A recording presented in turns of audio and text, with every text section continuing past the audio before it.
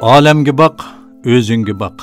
Asosli maqsadimizni videoning oxirida so'zlab berishni loyiq topdik. Sizlarni bir sayohatga taklif qilmoqchiman. Dunyoga biroz yuqoridan qarab boqaylik.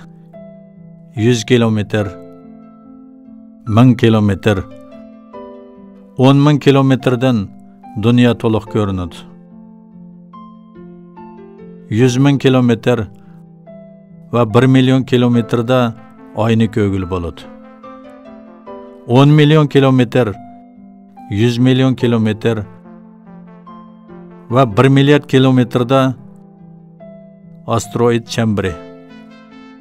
10 milliard kilometr va 100 milliard kilometrda kichik yulduzlar turkumi. Va bir nur yili va texmi yuqoridan qarab boqaylik. 10 nur yili uzoqlikda qo'shni yulduz turkumi va 100 nur yili uzoqlikda yersimon yulduzlar. Va 1000 nur yili, 10,000 nur yili, 100,000 nur yili uzoqlikda Samanyolu galaktikasi. Va texmi yuqori chiqaylik, galaktikalar turkumi va texmi yuqori boshaq galaktikalar turkumi. Va bu yerda siz ko'rayotgan har bir oq nuqtaning ichida 2 trillion galaktika bor. Va 10 milliard nur yili uzoqlikda biz ko'zitib ko'ra oladigan koinot bo'shlig'i va bu doiraning sirtida nimalarning borligini bilmaymiz. Endi biz birlikda chiqqan makro dunyo, ya'ni koinot safaridan qaytib mikro dunyoga qarab boqaylik.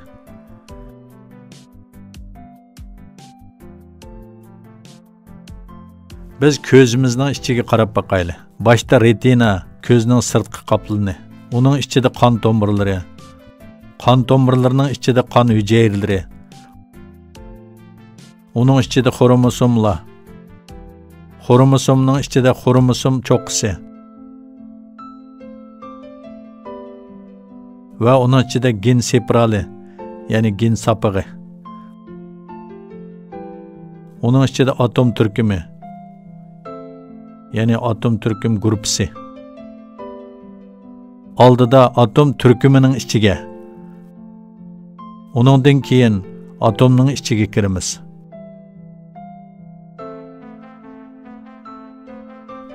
Boshda bir bo'shliq texmo ilgirlab manganimizda atomning markazini ko'ra olamiz. Uningdan keyin texmo ilgirlab qarab boqadigan bo'lsak, proton va neutronlarni ko'ra olamiz.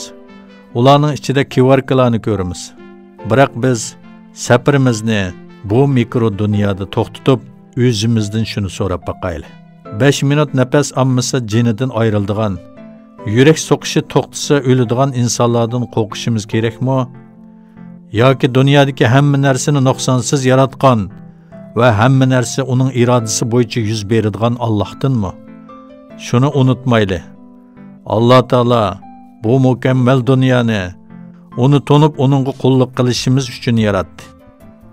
Qani undaqda uningga birlikda itoat qilaylik, ibodat qilaylik va uningga bandichilik qilishga tirishaylik. Qo'llaringizni ko'tarib duo qiling va xohlagan narsani bo'l deyish bilan bo'ladigan yagona Allohdan qo'rqadiganligingizni va faqat uningdan madad keladiganligini his qilgan holda iltijo qiling. Allah duoyingizni albatta ijobat qiladi.